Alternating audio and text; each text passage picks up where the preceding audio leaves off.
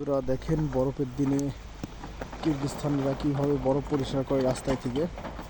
তো এরা রাস্তা থেকে বরফ পরিষ্কার করতেছে, পরিষ্কার করে রাস্তার থেকে ক্লিন করতেছে।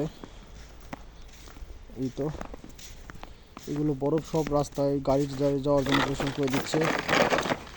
এই তো দেখেন গাড়ি ভরে গেছে এই আর কি। আসলে এটা হচ্ছিল অনেক মর্মান্তিক একটা বিষয়। আর এটা হচ্ছিল আমাদের ব্রাদার, সাবার ব্রাদার, এটা আমাদের brother Kyrgyzstan, good boy suffer brother খারাপ।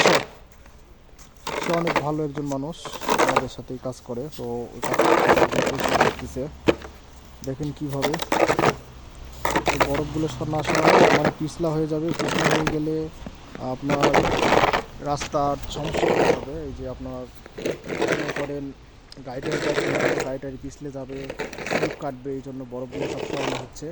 আর দেখেন বরফ খেলার কী অবস্থা, বরফে একবারে গা ভিজে গেছে আমার এই যে কাজ করতেছে।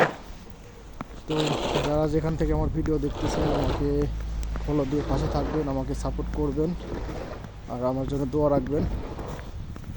আর একটা মেন কথা হচ্ছিলো অনেক নতুন একটা অভিজ্ঞতা, সেটা হচ্ছিল আমরা কখনো বাংলাদেশে এরকমভাবে বরফ দেখি নাই।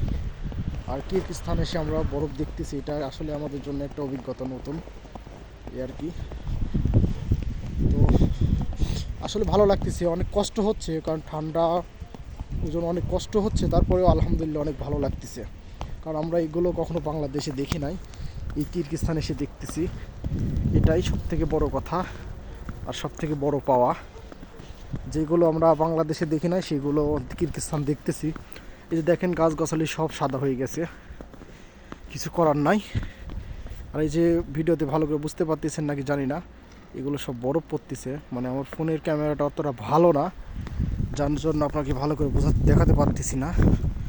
তো যাই হোক, সবাই ভালো থাকবেন, সুস্থ থাকবেন। আসসালামু আলাইকুম।